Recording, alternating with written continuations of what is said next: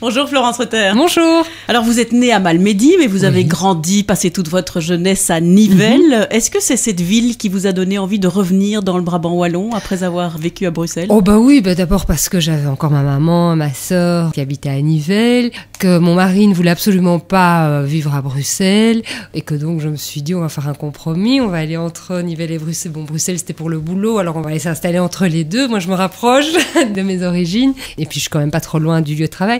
Mais c'est vrai qu'on garde toutes les traces de son enfance, de son adolescence. Elles sont en Brabant wallon. Moi, j'avais des copains à Wavre, à Autigny, à Cour-Saint-Étienne, plus Nivelles. Et puis je faisais les magasins à Waterloo. Ah, ce sont les magasins qui vous ont attiré à Waterloo alors. En tout cas, mes racines sont ici. Et donc, je m'y sens bien. C'est chez moi. À Waterloo, vous êtes la présidente d'une table ronde famille, un lieu de rencontre où les familles peuvent venir exprimer leurs besoins. Oui. Est-ce qu'il y a du monde et quels sont ces besoins? Ils sont très, très variés parce que les familles, ça touche tout le monde, ça touche tous les âges. Il y a beaucoup de mères de famille, justement, mais aussi beaucoup de grands-mères. Et donc, le but de cette table ronde, c'est vraiment de servir d'intermédiaire entre la population et la commune, puisque les gens vont pas forcément toujours voir les chevines pour exposer leurs petits problèmes. C'est quoi ces besoins, par exemple? Ça peut être la sécurité autour des écoles, la propreté sur les plaines de jeux, le problème de mobilité pour les plus âgés, enfin, voilà. Certaines personnes comparent Waterloo à une banlieue dortoir. Est-ce que vous y sentez un dynamisme associatif, par exemple? Moi, je trouve qu'il y a quand même beaucoup d'activités à Waterloo. Ici, le week-end prochain, il y a la fête de l'environnement. Ça, c'est une fête extraordinaire. Moi, j'y vais chaque année avec mes enfants. Il y a des animaux, il y a plein de choses. Il se passe toujours plein d'activités dans ce parc de Waterloo, d'ailleurs. Il y avait la braderie juste avant la rentrée. Il y a les fêtes d'Halloween.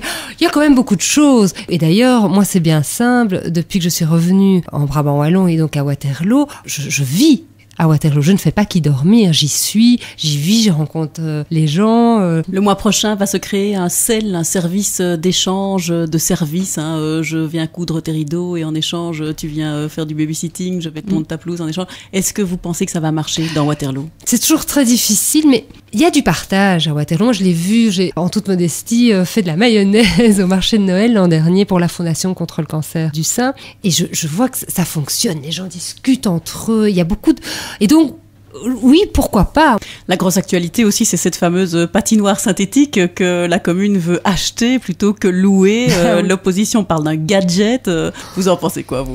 Je sais pas, il faut voir. Je pense que si effectivement il y a une demande, c'est dommage de faire aller les gens jusqu'à Bruxelles pour aller à la patinoire alors qu'il y a la possibilité d'en avoir une. Donc moi je trouve ça plutôt sympa a priori. Maintenant au niveau des finances publiques, ça il faut voir. Et encore une fois, là je suis pas encore au conseil, donc je ne vais pas me mouiller. Mais vous irez patiner avec vos deux petits garçons?